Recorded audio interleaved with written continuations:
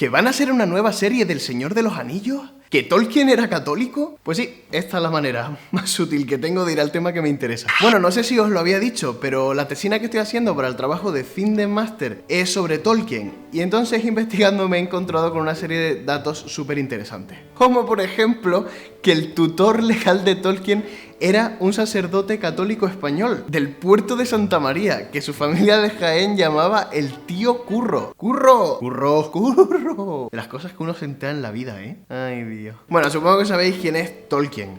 Tolkien es el gran autor fantástico del siglo XX, que escribió, entre otros libros, El Hobbit, El Señor de los Anillos, El Silmarillion, libros que han sido adaptados al cine con grandísimo éxito.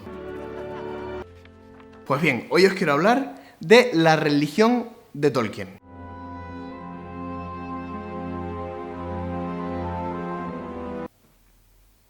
John Ronald Reuel Tolkien, que así se llamaba, fue bautizado en Sudáfrica, en la ciudad de Bloemfontein, en su catedral anglicana, porque sus padres, Arthur y Mabel, eran anglicanos. Pero cuando él era muy pequeño, su padre Arthur muere de unas fiebres reumáticas que le producen una hemorragia. Y su madre, ya en Inglaterra, se fue haciendo cada vez más próxima a la fe cristiana. La fue viviendo con mayor profundidad, quizá fruto, pues, de esta terrible desgracia. Aquí lo gordo es que por motivos que desconozco, su madre Mabel y también su tía se convierten al catolicismo. A ver, que esto era una cosa súper rara en la época, y muchísimo más en Inglaterra. Y como era de esperar, su familia se le echaron encima. Ardieron en cólera porque sus hijas se habían vuelto papistas. Recordemos que la familia de Mabel, pues había muchísimos metodistas, y en la familia de Tolkien, de Arthur Tolkien, había muchos baptistas, pero prácticamente yo diría que ningún católico. Y esto fue para ellos un serio hándicap. Su tía, la hermana de Mabel, ni siquiera se pudo convertir porque su marido se lo prohibió y le prohibió pisar el templo católico. Y Mabel, por su parte, se quedó sola, sin el afecto de su familia y sin casi ningún respaldo económico. De manera que esta precariedad socioeconómica, añadido a la falta de salud que tenía Mabel, le fueron deteriorando profundamente. Por si a alguien le interesa, toda esta información la he sacado de este libro, Tolkien, una biografía de Humphrey Carpenter. Es la más famosa que hay. Si queréis saber la vida de Tolkien, tenéis que leer este libro, que se ha hecho en colaboración con Christopher Tolkien, recientemente fallecido, y teniendo acceso a las fuentes principales. De hecho, os adelanto que la madre de Tolkien, Mabel, muere cuando este solo tenía 12 años. Y él siempre consideró que la muerte de su madre fue a causa de las tensiones, las presiones y los rechazos que sufrió por convertirse al catolicismo. De tal manera que Mabel, para su hijo Tolkien, fue una mártir de la fe. Y esto marcó toda su vida. Mientras vivió, Mabel se esforzó siempre por dar una educación católica a sus hijos, nadando a contracorriente. Y estos ingresaron en el colegio del oratorio de Birmingham, que fue la ciudad donde ellos vivieron durante prácticamente toda su infancia y adolescencia. Allí conocieron a este padre, a Francis Xavier Morgan Osborne. Sí, de la familia Osborne, las de los toros de Osborne.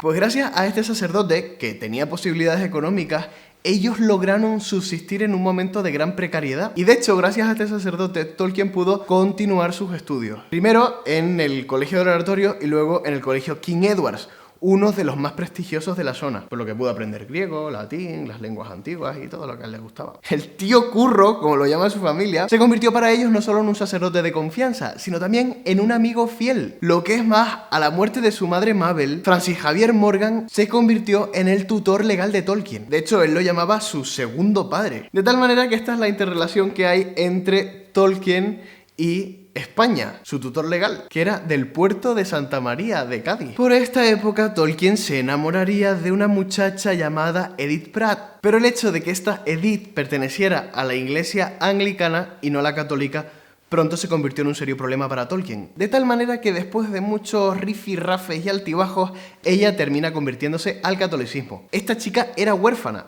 y convertirse le ocasionó de nuevo muchísimos problemas con su familia, que le retiró también el respaldo económico. Se repite la historia. A ver, no sé si lo sabéis, pero han sacado una peli sobre Tolkien en el año 2019.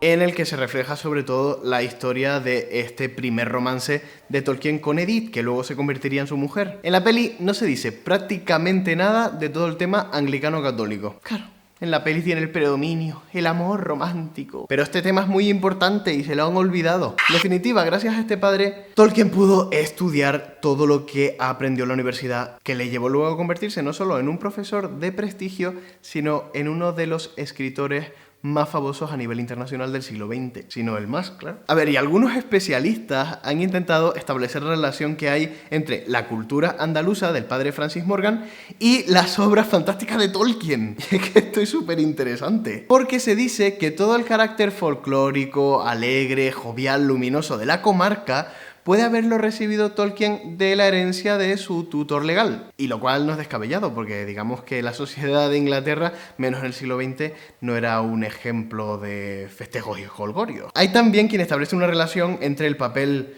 serio, paternal de Gandalf y el padre Javier Morgan. Bueno, estas son opiniones que si queréis las podéis admitir o si no, no. Vamos que... Otro detalle, la famosa escritora Fernán Caballero, del romanticismo español, era la tía materna de Francis Morgan. Y en alguna de las novelas de esta famosa autora había acertijos muy parecidos a los que encontramos en la escena de Bilbo y Gollum. Aunque bueno, yo me he leído una carta de Tolkien en la que decía que los acertijos de Gollum no tenían nada que ver con nada que él hubiera leído en su vida, sino que eran totalmente originales y que solo guardaban un parecido fortuito con las otras tradiciones de adivinanza y acertijos. Pero bueno. A ver, alguno estará objetando que si Tolkien era tan católico, ¿por qué no nombra ni a Dios, ni a Jesucristo, ni al Evangelio en ninguna de sus obras narrativas? Este es un tema. A ver, ya en su época había algunos que se maravillaban de que en sus obras no apareciera Dios, siendo él una persona tan profundamente católica, de misa diaria. ¿Pero es cierto acaso que el Señor de los Anillos no tiene ningún tipo de relación con Dios, con Jesús y el Evangelio? ¿Es esto cierto? Mira, no me detengo porque a esto voy a dedicar una segunda parte de este vídeo, la espiritualidad del Señor de los Anillos. Por ahora, valga la pena decir una síntesis que he escrito para vosotros. A ver, os la leo porque esto es prácticamente imposible aprendérselo de memoria. Y yo de memoria...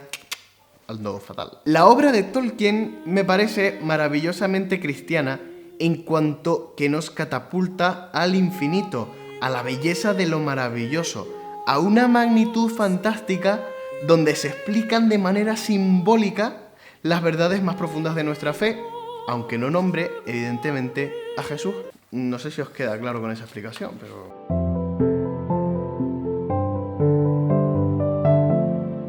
Y es que como profesor en Oxford, Tolkien se levantaba todos los días temprano para ir a misa con sus hijos. Y como detalle diría que no le gustó para nada que se abandonara el latín de la liturgia en torno a los años 70, así que él seguía respondiendo en latín en la misa. Al morir, su funeral fue celebrado por su hijo John, que había llegado a ser sacerdote. Y en su tumba figura el nombre de su mujer, con el nombre de Lucien, y el suyo, bajo el seudónimo de Beren. Beren y Lucien, que son una pareja muy famosa del Legendarium de Tolkien. De esta manera, hasta el final de su vida, la distinción entre fantasía y religión no fue fácilmente distinguible. Bueno, acabo de terminar de grabar este vídeo y me da un poco la sensación de que se me ha quedado un poco corto. Vamos a ver. Si nosotros leemos todas las cartas de Tolkien, sus obras no narrativas, quiero decir, nos vamos dando cuenta de la importancia que tiene Dios y el Evangelio en prácticamente todos los aspectos de su vida. La caída y el pecado, el monoteísmo, la gracia, el amor sacrificial, etcétera, etcétera, etcétera. Toda la cosmovisión y la inspiración literaria de Tolkien está mediada siempre por la creencia en la existencia de Dios, de tal manera que consideraba a Dios mismo el gran autor de la creación y de sus propias obras.